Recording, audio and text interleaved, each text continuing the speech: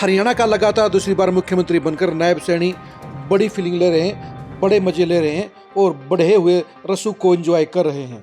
लेकिन नायब सैनी ने एक ऐसा काम भी कर दिया है जिसके चलते उनके सियासी भविष्य के ऊपर खतरे की तलवार लटक गई है।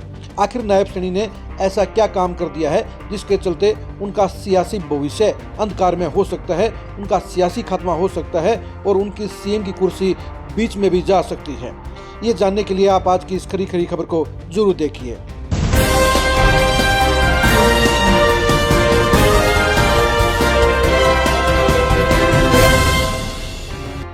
मुख्यमंत्री बनने के बाद नायब सैनी अब बड़ी फीलिंग में जी रहे हैं।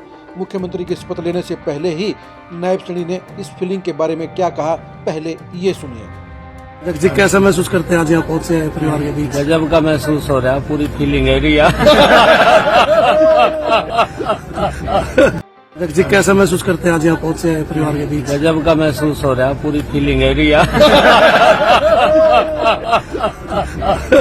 जी कैसा महसूस करते हैं आज यहाँ पहुंचे हैं परिवार के बीच? गजब का महसूस हो रहा है, पूरी फीलिंग है रिया।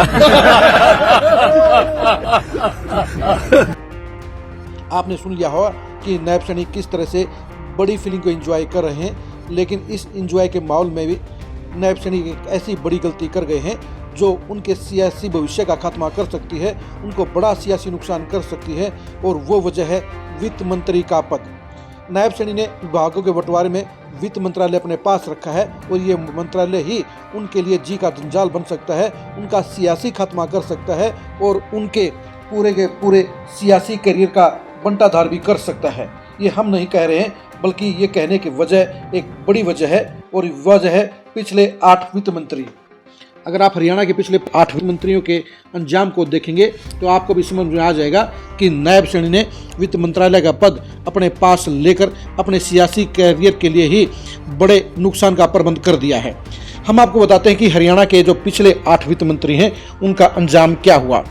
1991 में मांगेराम गुप्ता हरियाणा की कांग्रेस की सरकार में वित्त मंत्री बने। वो अगला चुनाव हार गए और उनका सियासी कैरियर उसके बाद में बंटाधार होता रहा। वो 2005 में विधायक जरूर बने, लेकिन उसके बाद वो लगातार ही घाटे के भौर में रहे।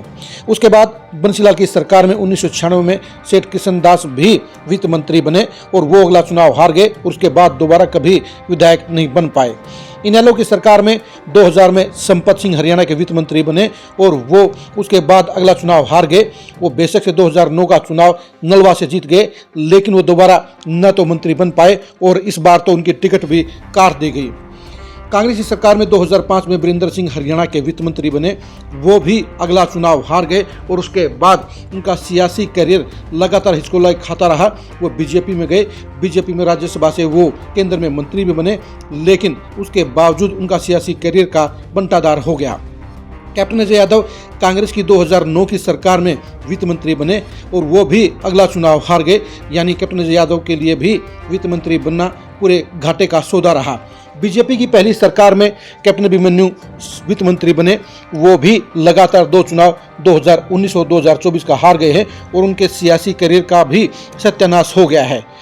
2019 में हरियाणा का लगातार दूसरी बार मुख्यमंत्री बनने के बाद मनोहर लाल खट्टर ने ओवर कॉन्फिडेंस में बड़े स्टेटस के लिए वित्त मंत्रालय का पद अपने पास रख लिया, लेकिन वित्त मंत्रालय की कुर्सी उनकी सीएम की कुर्सी को ही खा गई और उन्हें बीच में ही सीएम पद छोड़ना पड़ा। बेशक से वो केंद्र में मंत्री बन गए हैं, लेकिन ये सच्चाई है कि सीएम की कुर्सी के आगे सेंटर के मंत्री की कोई हैसियत और कोई रसूख नहीं होता है। उसके बाद नायब सैनी की 4 महीने की सरकार में जेपी दलाल को वित्त मंत्री बनाया गया और जेपी दलाल भी 2024 का विधानसभा चुनाव हार गए हैं। यानी वित्त मंत्री कुर्सी उनको भी लेने का काम करेगी, उनको बड़ा सियासी झटका देने का काम करेगी। और अब नायब सैनी ने भी दूसरी बार मुख्यमंत्री बनने के बाद वित्त मंत्रालय अपने पास रख लिया है और ये वित्त मंत्रालय की कुर्सी उनके लिए भी बड़ा जी का जंजाल साबित हो सकता है। यानी उनकी सीएम की कुर्सी को भी बीच में भी छीन सकती है। इसके अलावा 2019 के चुनाव में उनको हार का शिकार भी बना सकती है।